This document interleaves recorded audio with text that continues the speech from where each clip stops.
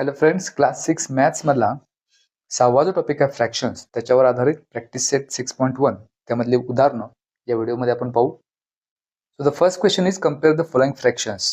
First one, 8 divided by 3 and 5 divided by 2. We have to compare this, म्हणजे याच्यामधला आपल्याला लहान कोणती संख्या आणि मोठी कोणती संख्या आहे ते शोधायचं आहे. So if we have to compare fractions, denominators must be same, म्हणजे दोन्ही संख्यांचे जे डिनॉमिनेटर्स आहेत ते सेम पाहिजेत तरच आपण त्यांची कंपॅरिझन करू शकतो. आता या प्रश्नासाठी दोन जे फ्रॅक्शन्स दिले त्या दोन्हीचा डिनॉमिनेटर वेगवेगळा आहे, 3 and 2. मग आता अशा वेळेला या दोन्हीचा काढायचा LCM. So LCM of 3 and 2 is 6. मग आपण प्रयत्न असा करायचा की पहिली जी संख्या आहे 8 divided by 3, तर त्याचा डिनॉमिनेटर जो आहे तो 6 यायला पाहिजे. मग 3ला कितीनं गुणलं तर 6 मिळतील, तर 2. म्हणून डिनॉमिनेटरला 3 ने मल्टिप्लाय करायचं. त्याच पद्धतीनं मग न्यूमरेटरला सुद्धा 2नच गुणायचं. मग हा गुणाकार केला तर न्यूमरेटरला आपल्याला मिळेल 8 गुणिले 2 16 छेद 3 गुणिले 2 6. तर त्याच पद्धतीनं दुसरं जो फ्रॅक्शन आहे 5/2, तिथं सुद्धा डिनॉमिनेटरला तर 2 आहे, त्याच्या ठिकाणी आपल्याला 6 पाहिजे. मग कितीनं मल्टिप्लाय करावं लागेल तर 3. मग न्यूमरेटरला सुद्धा म्हणजे 5ला सुद्धा 3 मल्टिप्लाय करायचं. कारण एखाद्या फ्रॅक्शनच्या फक्त न्यूमरेटरला किंवा फक्त डिनॉमिनेटरला आपण गुणू शकत नाही. आपल्याला गुणायचं असेल तर न्यूमरेटर आणि डिनॉमिनेटर दोन्हीला गुणावं लागेल. मग इथं न्यूमरेटरचा गुणाकार 5 गुणिले 3 15 आणि डिनॉमिनेटरमध्ये 3 गुणिले 2 6. आता हे दोन नंबर्स आपल्याला मिळाले, 16 divided by 6 and 15 divided by 6. आता ह्या दोन्हीचा डिनॉमिनेटर सेम आहे. आता कंपॅरिझन करायची ह्या न्यूमरेटर्सची. डिनॉमिनेटर सेम असताना जो न्यूमरेटर मोठा ती संख्या मोठी. मग इथं या दोन्ही संख्यांचे डिनॉमिनेटर सेम आहेत. मग यावेळेला 16 हा न्यूमरेटर 15 पेक्षा मोठा आहे, त्यामुळं पहिलं जे फ्रॅक्शन आहे ते दुसऱ्यापेक्षा मोठं असणार आहे. 16/6 म्हणजेच काय, आपल्याला दिलेल्यानुसार 8/3. त्यामुळे हा पहिला फ्रॅक्शन जो आहे 15 divided by 6 म्हणजेच 5/2 पेक्षा मोठा असणार आहे. तर ह्या पहिल्या पेअरमध्ये 8/3 is greater than 5/2. Okay, now the second pair is 4 divided by 9 and 3 divided by 7. Now here also 9 and 7, त्यांचा LCM काढूया. So LCM of 9 and 7 is 63. म्हणजे आपल्याला दोन्ही फ्रॅक्शनच्या डिनॉमिनेटरमध्ये 63 आणायचं आहे. पहिला फ्रॅक्शन आहे 4/9, त्याच्या डिनॉमिनेटरला जर 63 पाहिजे असेल तर 9ला 7 मल्टिप्लाय करायचं. मग न्यूमरेटरला सुद्धा 7 मल्टिप्लाय करावं लागेल. 7 गुणिले 4 28 मिळेल आणि डिनॉमिनेटरला 9 into 7 63. त्याच पद्धतीनं दुसरं जे फ्रॅक्शन आहे 3/7, इथं सुद्धा डिनॉमिनेटरला 7 आहे, त्याच्या ठिकाणी 63 जर पाहिजे असेल तर 9 मल्टिप्लाय करायचं. मग न्यूमरेटरला सुद्धा 9 मल्टिप्लाय करू. 9 गुणिले 3 27 आणि 7 गुणिले 9 63. आता ह्या ज्या दोन संख्या मिळाल्यात 28 divided by 63 and 27 divided by 63. आता या दोन फ्रॅक्शनचे डिनॉमिनेटर सेम आहेत. मग जो न्यूमरेटर मोठा तो फ्रॅक्शन सुद्धा मोठा असेल. So 28 is greater than 27. Therefore, the first fraction is greater than the second one. First fraction 28 divided by 63 म्हणजेच काय, तर 8 divided by 3, which is greater than 27 by 63 म्हणजेच 3 divided by 7. तर यामधलाच तिसरा क्वेश्चन आहे. तिसरी पेअर दिली आपल्याला फ्रॅक्शनशी 7 divided by 10 and 9 divided by 14. आता 10 आणि 14 यांचा LCM काढायचा. सो LCM ऑफ 10 and 14 म्हणजे अशी लहानात लहान संख्या जी या दोन्ही संख्यांच्या पटीत असेल किंवा पाढ्यात असेल, विच इज 70. मग पहिली संख्या 7 divided by 10 आहे. मग त्या 10च्या ठिकाणी आपल्याला 70 पाहिजे, म्हणून त्याला डिनॉमिनेटरला 7 ने मल्टिप्लाय करायचं. In the same way we have to multiply the numerator also. So in the numerator 7 into 7 49 divided by, in the denominator 10 into 7, that's 70. Now the second fraction is 9/14. Now here also in the denominator we want 70. So to get 70 in the denominator we have to multiply the denominator by 5. कारण 14 गुणिले 5 70 मिळेल. So we have to multiply the numerator also by 5. In the numerator 9 into 5, that's 45 divided by, in the denominator 14 into 5 70. आता हे जे दोन numbers मिळालेत 49 divided by 70 आणि 45 divided by 70, या दोन्हींचे denominator same आहेत. आता जो न्यूमरेटर मोठा ती संख्या मोठी. 49 is greater than 45. त्यामुळं पहिला फ्रॅक्शन दुसऱ्यापेक्षा मोठा आहे. मग 49 डिवायडेड बाय 70 म्हणजेच काय, तर 7/10. So 7/10 must be greater than the other fraction 9 divided by 14. Now the next question is write the following fraction in ascending and descending order. पहिल्या प्रश्नात आपल्याला 3 फ्रॅक्शन्स दिलेत, 11/8, 2 divided by 4 and 7 divided by 2. मग आता इथं डिनॉमिनेटर आपल्याला same करायचं आहे. मग हे जे तिन्ही डिनॉमिनेटर्स आहेत त्या तिन्हीचा एलसीएम काढू. सो एलसीएम ऑफ 8, 4 and 2 अशी लहानात लहान कोणती संख्या आहे जी या तिन्ही संख्यांच्या पाड्यात आहे, तर ती आहे 8. त्यामुळे प्रत्येक ठिकाणी आपल्याला डिनॉमिनेटरला 8 आणण्याचा प्रयत्न करायचा. त्यापैकी पहिलं जे फ्रॅक्शन आहे 11 divided by 8 त्याच्यामध्ये डिनॉमिनेटरला 8 आहेच.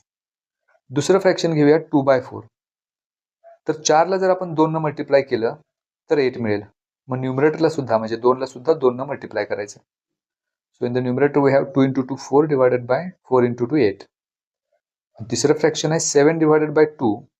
इथं सुद्धा डिनॉमिनेटरमध्ये 8 जर पाहिजे असेल तर त्याला 4 न गुणावं लागेल. मग न्यूमरेटरला सुद्धा 4 न गुणायचं. मग या दोन्हीचा गुणाकार न्यूमरेटरमध्ये 7 गुणिले 4 28 डिवायडेड बाय 2 into 4 8. आता ह्या ज्या सर्व संख्या मिळाल्यात, पहिली संख्या 11/8, दुसरी संख्या आहे 4 divided by 8 आणि तिसरी संख्या 28 divided by 8. ह्यामध्ये आपल्याला असेंडिंग आणि डिसेंडिंग ऑर्डर लिहायचे. पहिल्यांदा असेंडिंग ऑर्डर लिहूया. असेंडिंग ऑर्डरमध्ये आपल्याला सर्वात आधी सर्वात लहान संख्या लिहावी लागते. मग हे जे 3 फ्रॅक्शन्स आपण घेतलेत त्या प्रत्येकाचा डिनॉमिनेटर सेम आहे. मग ज्याचा न्यूमरेटर सर्वात लहान ती संख्या सर्वात लहान असणार आहे. मग 11/8, 4/8 आणि 28/8 यामध्ये सर्वात लहान न्यूमरेटर 4 आहे. त्यामुळं पहिली संख्या 4/8, त्याच्यापेक्षा मोठी संख्या असणार आहे 11/8 आणि सर्वात मोठी संख्या 28 divided by 8. So this is ascending order, म्हणजे चढत्या क्रमानं. सर्वात आधी सर्वात लहान संख्या, त्यानंतर त्यापेक्षा मोठी आणि सर्वात शेवटी सर्वात मोठी. डिसेंडिंग ऑर्डर याच्या नेमकी उलट आहे. म्हणजे डिसेंडिंग ऑर्डरमध्ये सर्वात आधी सर्वात मोठी संख्या घ्यावी लागते, विच इज 28 divided by 8. त्यानंतर त्याच्यापेक्षा लहान 11/8 आणि सर्वात लहान असणार आहे 4 divided by 8. So this is how we can write descending and ascending order of question number 1. आता हा सेम क्वेश्चन आहे दुसऱ्या क्वेश्चनसाठी, ज्याच्यामध्ये पुन्हा 3 संख्या दिलेत. 16 divided by 9, this is the first fraction. 5/3 second fraction and 7/4. मग इथं सुद्धा जे 3 डिनॉमिनेटर्स आहेत त्यांचा पहिल्यांदा एलसीएम काढूया. So LCM of 9, 3 and 4 is 36. म्हणजे 36 ही लहानात लहान संख्या आहे जी या तिन्ही संख्यांच्या पाढ्यात येईल. मग 16 divided by 9 त्याच्या डिनॉमिनेटरला जर आपल्याला 36 पाहिजे असेल तर 9 ला 4 न मल्टिप्लाय करायचं. मग न्यूमरेटरला सुद्धा 4 न मल्टिप्लाय करू. न्यूमरेटरमध्ये 16 गुणिले 4 64 डिवायडेड बाय 9 into 4 36. दुसरा फ्रॅक्शन आहे 5/3. इथं सुद्धा 3 ला कितीनं मल्टिप्लाय केलं तर 36 मिळतील, तर 12. मग न्यूमरेटरला सुद्धा 12 न मल्टिप्लाय करायचं. 12 गुणिले 5 60 डिवायडेड बाय 12 गुणिले 3 36. शेवटचं फ्रॅक्शन आहे 7/4. 4 ला कितीनं मल्टिप्लाय केले तर 36 मिळतील, तर 9 न. मग 7 ला सुद्धा 9 न मल्टिप्लाय करायचं. 9 7 63 न्यूमरेटरला मिळेल आणि डिनॉमिनेटरला 4 9 36. आता ह्या 3 संख्या आपल्याला अशा मिळाल्यात. 64 divided by 36, second 60 divided by 36 and 63 divided by 36. आता पहिल्यांदा असेंडिंग ऑर्डर लिहू, ज्याच्यामध्ये सर्वात आधी आपल्याला सर्वात लहान संख्या यापैकी लिहायची आहे. मग डिनॉमिनेटर सेम आहेत. मग सर्वात लहान न्यूमरेटर कोणता, तर 60. त्यामुळे सर्वात लहान संख्या असेल 60 divided by 36. त्याच्यापेक्षा मोठी 63 divided by 36 आणि सर्वात मोठी 64 divided by 36. आता हेच त्याच्या ओरिजिनल फॉर्ममध्ये लिहूया. म्हणजे 60 divided by 36 म्हणजेच काय आहे, तर 5/3. त्यामुळे सर्वात लहान संख्या 5/3. 63 divided by 36 म्हणजेच काय, तर 7/4. त्यामुळे त्यापेक्षा मोठी संख्या 7/4. सर्वात शेवटी 64/36. मग 64/36 म्हणजे 16/9. So this is the greatest number. आता जशी असेंडिंग ऑर्डर आहे तोच क्रम उलट केला तर डिसेंडिंग ऑर्डर मिळणार आपल्याला. म्हणजे असेंडिंग ऑर्डरमध्ये 5/3 सर्वात लहान संख्या होती आणि 16/9 सर्वात मोठी. डिसेंडिंगमध्ये उलट होणार, म्हणजे सर्वात मोठी संख्या पहिल्यांदा 16/9, मधली संख्या तशीच राहील आणि सर्वात लहान संख्या 5/3. Now next question is solve. त्यातला पहिला क्वेश्चन 7/10 प्लस 3/10. मग इथं डिनॉमिनेटर सेम आहे, तो एकदाच लिहायचा. जर डिनॉमिनेटर सेम असेल तर आपण अंशांची बेरीज किंवा वजाबाकी करू शकतो. Here the denominator is same, so will write it once. आणि न्यूमरेटरशी ॲडिशन करायची 7 + 3. म्हणजे न्यूमरेटरमध्ये 7 + 3 म्हणजेच 10 मिळेल /10. इथं 10ला 10 भाग जाईल, 10 × 10. सो 1/1 म्हणजेच 1. आता दुसरा क्वेश्चन सोडवू. त्याच्यामध्ये 3/4 प्लस 2/6 दिलेला आहे. आता इथं एक सोपी पद्धत एलसीएम पेक्षा सुद्धा आहे.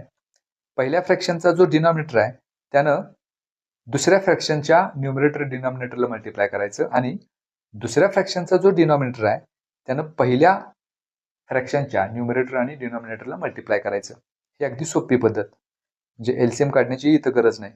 मग तसं जर केलं तर 3/4 आपल्याला ह्या न्यूमरेटर आणि डिनॉमिनेटरला 6 मल्टिप्लाय करायचं आहे, कारण दुसऱ्या फ्रॅक्शनमध्ये डिनॉमिनेटर 6 आहे.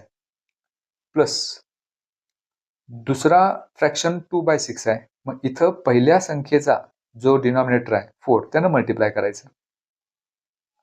आता म्हणजे मग काय होईल, इथं पहिल्या फ्रॅक्शनमध्ये 6 × 3 18 / 4 × 6 24 प्लस दुसऱ्या फ्रॅक्शनमध्ये 4 × 2 8 / 6 × 4 24. म्हणजे आपल्या लक्षात येईल हे दोन्ही जे डिनॉमिनेटर्स आहेत ते सेम मिळाले आणि ते सेम मिळण्यासाठी आपण या पद्धतीनं गुणाकार केला. ते सेम मिळालेले डिनॉमिनेटर एकदाच लिहायचे आणि न्यूमरेटरशी करायची addition, that is 18 + 8. So 18 + 8 that 26 / 24. आता हे असंच ठेवलं तरी चालेल किंवा ह्याला 2 जर भाग घालवला तर 2 × 2 = 2 = 4 आणि इथं 2 × 2 = 2 × 6. उत्तर मिळेल 13 / 12. तिसरी ॲडिशन आहे 1/3 प्लस 7/5. इथं सुद्धा या दुसऱ्या उदाहरणासारखंच पहिलं जे फ्रॅक्शन आहे 1/3 त्याच्या न्यूमरेटर आणि डिनॉमिनेटरला 5 न मल्टिप्लाय करायचं, कारण दुसऱ्या संख्येचा डिनॉमिनेटर 5 आहे.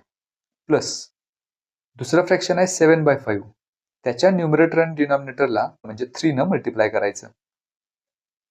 So 1 × 5 that's 5 / 5 × 3 15 plus 7 × 3 21 / 5 × 3 15. पुन्हा एकदा डिनॉमिनेटर सेम मिळाला 15 आणि न्यूमरेटरची आता ॲडिशन करायची 5 + 21. मग 21 आणि 5 26 मिळेल / 15. So this is the final answer 26 / 15. तर त्याच प्रश्नातला चौथी ॲडिशन आपल्याला करायची आहे 3/10 प्लस 4/5. तर या दोन्ही संख्यांच्या डिनॉमिनेटरचं जर आपण निरीक्षण केलं तर 5ची दुप्पट 10 आहे. म्हणजे पहिला फ्रॅक्शन जो आहे 3/10 हा आहे तसाच घेऊया, फक्त दुसरा फ्रॅक्शन त्याच्या डिनॉमिनेटरमध्ये 5च्या ठिकाणी आपण 10 आणण्याचा प्रयत्न करायचा, कारण पहिल्या संख्येचा डिनॉमिनेटर 10 आहे जो 5च्या पटीत आहे, त्यामुळे ह्याला 2 फक्त मल्टिप्लाय करूया. मग डिनॉमिनेटरला जर 2 मल्टिप्लाय केलं तर न्यूमरेटरला सुद्धा 2 मल्टिप्लाय करावं लागेल. सो 3/10 प्लस इथं गुणाकार करू 4 × 2 = 8 आणि छेदामध्ये 5 × 2 = 10. डिनॉमिनेटर सेम केला तो एकदाच घ्यायचा आणि या न्यूमरेटरची आता करायची addition 3 + 8. So 3 + 8 is 11 / 10. So this is the answer. पाचवा क्वेश्चन आता वजाबाकीचा 5/3 - 2/3. वजाबाकीचा नियम अगदी बेरजेसारखाच आहे, फक्त डिनॉमिनेटर तिथं सेम पाहिजे. इथं 5/3 आणि 2/3 मध्ये डिनॉमिनेटर सेम आहे, तो एकदाच घ्यायचा आणि असं असेल तर न्यूमरेटरची वजाबाकी दॅट इज 5 - 2. So 5 - 2 that's 3 / 3. हे उत्तर असं ठेवलं तरी चालेल. सहावा आता 3/5 - 3/7.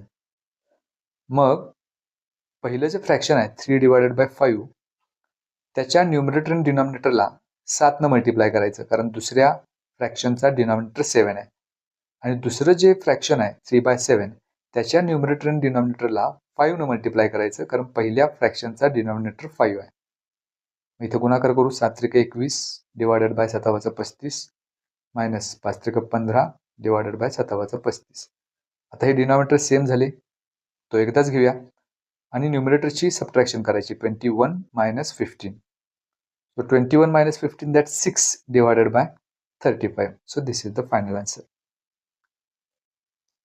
आणि आता हा पुढचा प्रश्न. अ house is built on 2/5 part of a plot and garden is made on the remaining part. What part of the plot is made for the garden. म्हणजे आपल्याला असे दिले की एक घर आहे, त्या घराचा 2/5 पार्ट जो आहे त्याच्यामध्ये घर बांधले आणि उरलेल्या भागात गार्डन आहे.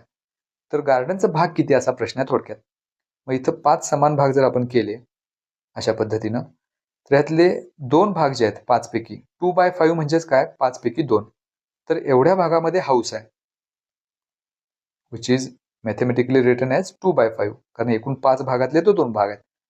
आणि उरलेल्या भागात गार्डन असेल तर उरलेत भाग किती आता, 1 2 3. त्यामुळं 3 डिवायडेड बाय 5 एवढ्या भागामध्ये असणार गार्डन. हे आता डायग्रॅमॅटिकली याचं उत्तर आपण काढलं. आता मॅथमॅटिकली हे सोडवायचं कसं, तर एकूण जो भाग आहे किंवा प्लॉट आहे तो एक आहे असं आपण कन्सिडर करूया, आणि त्यातला 2/5 हा पार्ट त्याच्यामध्ये घर बांधलेला आहे. म्हणजे या 1 मधून 2 डिवायडेड बाय 5 सबट्रॅक्ट करायचं, म्हणजे उत्तर आपल्याला मिळणार आहे किती भागामध्ये गार्डन आहे. आता हे जर पुढे सोडवलं तर 1चा डिनॉमिनेटर काय नाही, म्हणजे तो 1 असणार आहे. आता 1 divided by 1 minus 2 divided by 5 हे आपल्याला सोडवायचं आहे. मग इथं पहिल्या फ्रॅक्शनमध्ये 1 डिवायडेड बाय 1 आहे, इथं आपल्याला 5 आणायचं आहे, कारण दुसऱ्या फ्रॅक्शनचा डिनॉमिनेटर 5 आहे. मग त्यासाठी डिनॉमिनेटरला 5 न मल्टिप्लाय करू, मग न्यूमरेटरला सुद्धा 5 न मल्टिप्लाय करू. मायनस 2/5 आहे तसंच. आता गुणाकार करू. 5 गुणिले 1 5 डिवायडेड बाय 5 गुणिले 1 5 मायनस 2 डिवायडेड बाय 5. आता हा डिनॉमिनेटर सेम झाला, तो एकदाच घेऊया.